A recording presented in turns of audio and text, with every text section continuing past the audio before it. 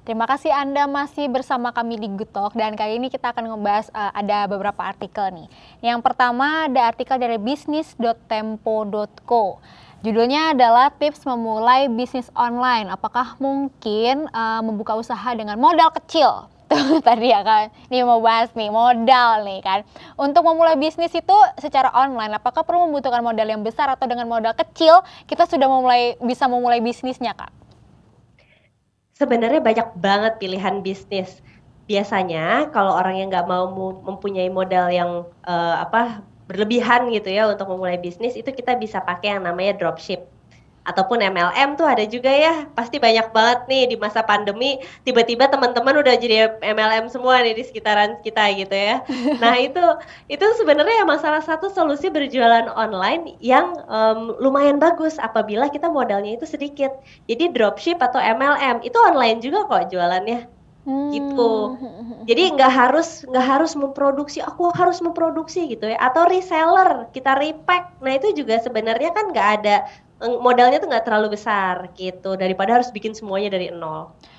Oke, berarti ada perbedaan ya berarti ya untuk memulai bisnisnya tuh berarti banyak lininya, banyak segmentasinya. Ada yang benar-benar dia produce dari nol, ada yang juga Ya, ya tadi ya reseller yang itu judulnya tetap aja berjualan kayak gitu ya kayak ternyata ya.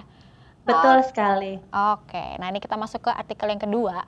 Ada dari gaya.tempo.co, judulnya pemula juga bisa sukses jualan online di masa pandemi COVID-19.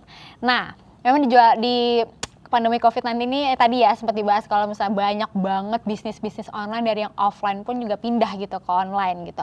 Tapi ini kan juga bisa menjadi merubah perilaku konsumen untuk terus berbelanja online. Nah, kira-kira apakah pandemi ini merupakan salah satu momen untuk kita berjualan online? Jadi kayak momen yang tepat nih Kak untuk kita berjualan secara online. Betul sekali.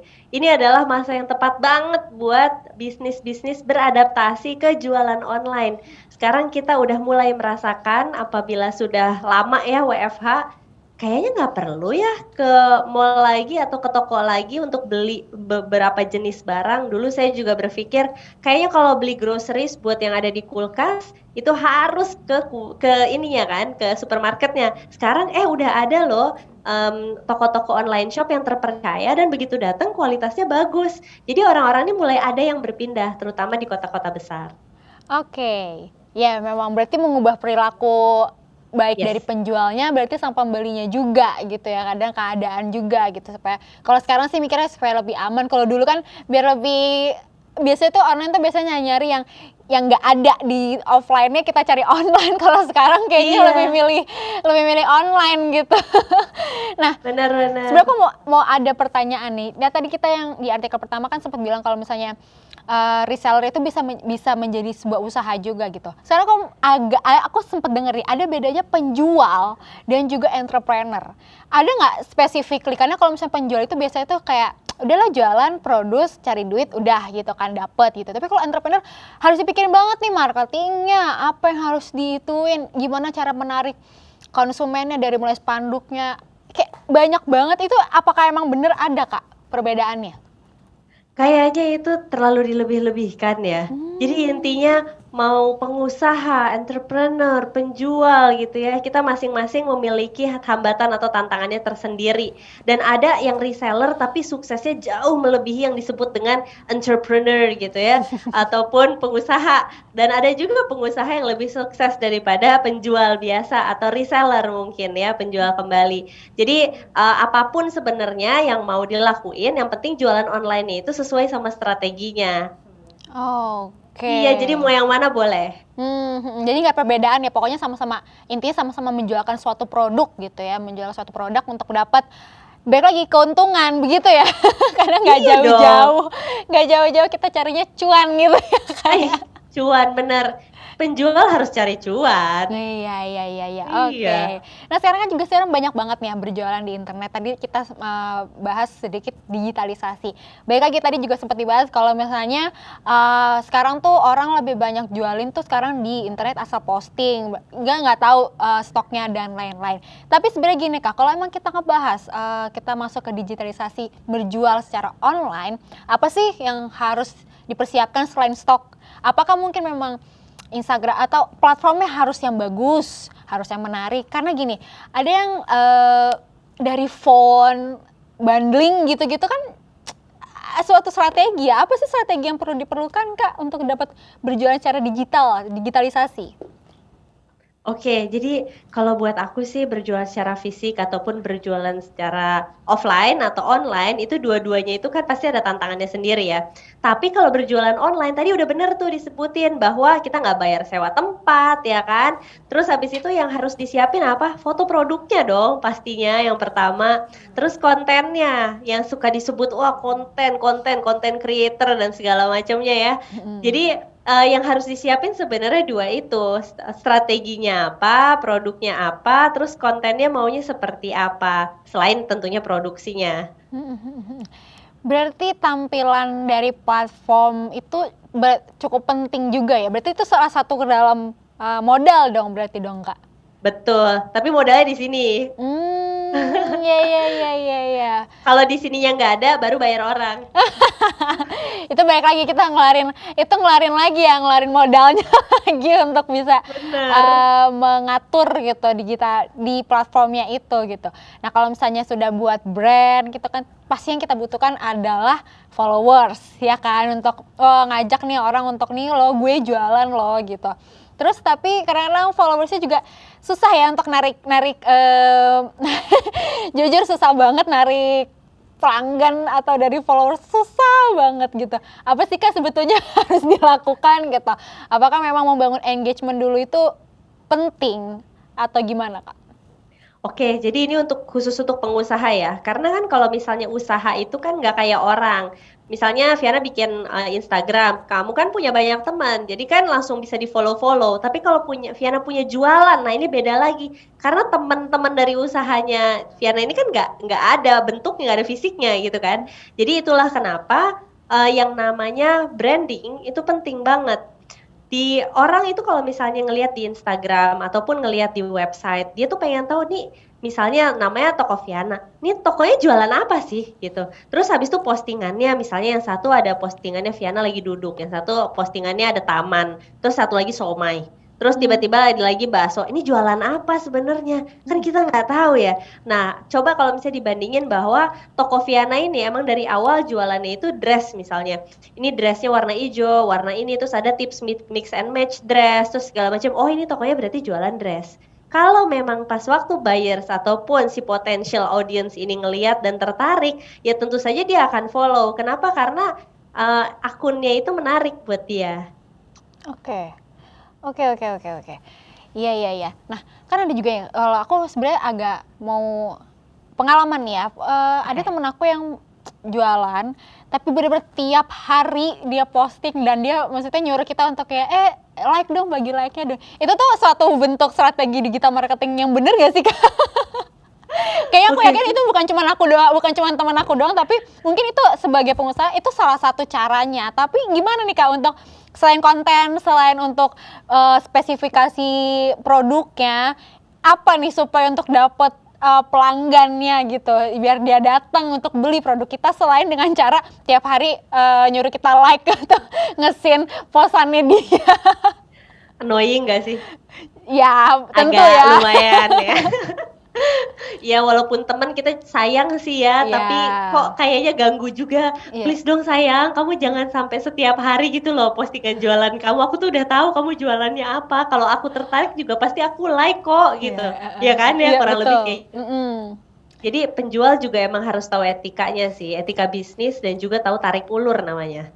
Jadi kalau misal penjual terus aja kayak kita mau PDKT sama orang, jadi kalau kita terus aja di push, nah itu customer lari. Lari semuanya. Jadi kita tuh biasanya ada memang pemasaran yang langsung, ada pemasaran yang tidak langsung bilangnya. Kalau yang pemasaran yang langsung itu misalnya promosinya kan langsung ya, hard selling. Kalau misalnya dibilangin, aku jualan bakso, nih baksonya enak gitu kan. Enggak, tapi biasanya itu kalau misalnya baksonya enak terus-terusan, baksonya enak setiap hari wah ke mukanya gitu ya.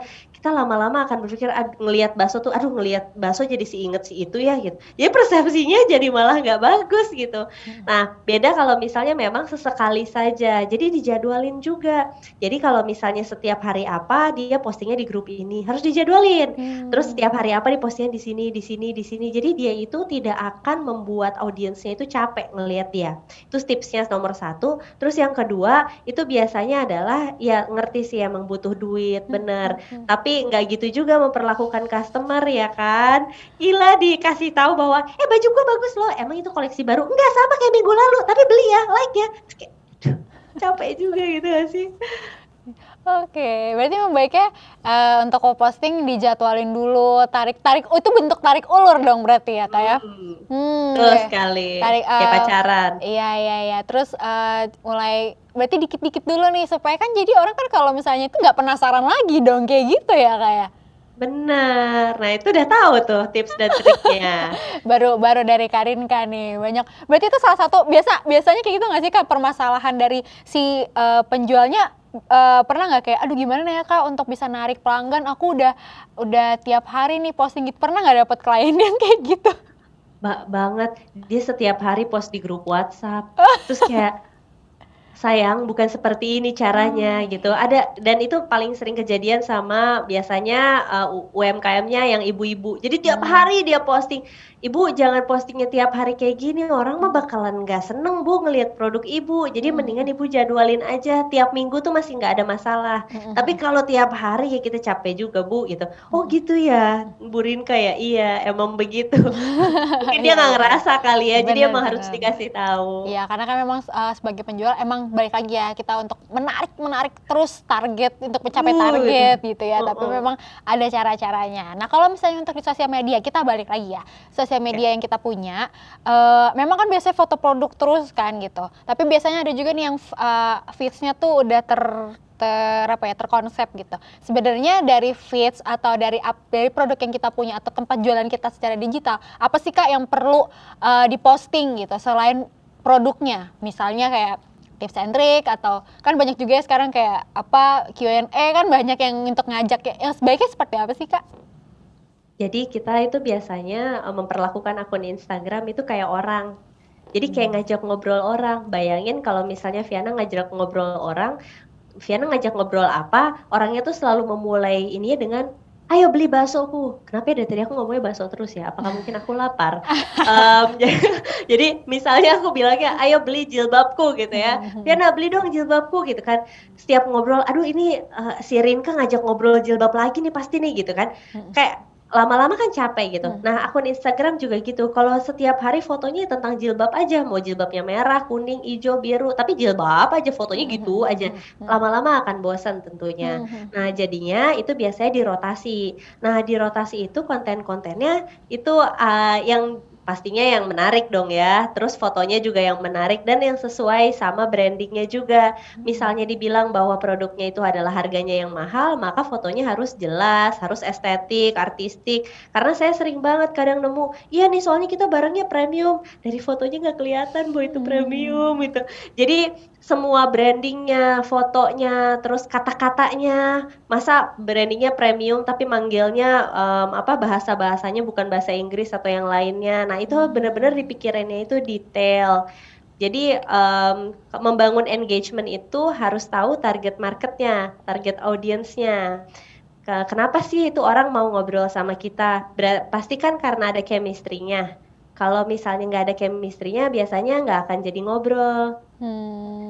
Gitu. Oke oke, berarti memperlakukan Instagram seperti manusia. Jadi mulai kayak kita punya di Instagram itu punya banyak temen lah contohnya gitu. Berarti kita ajak nih teman-teman kita untuk ngobrol, ngebahas Betul, selain usaha supaya untuk bisa menarik. Ini salah satu strateginya seperti itu ya, Kak, ya? Oke. betul. Di Oke. situ ilmu komunikasinya Wow, keluar. oke. Menarik menarik. Nah, kita akan masih banyak banget ngebahas soal bisnis online, tapi kita break lagi ya, Kak. Jadi Smart Viewers jangan kemana mana, tetaplah bersama kami di Good Talk.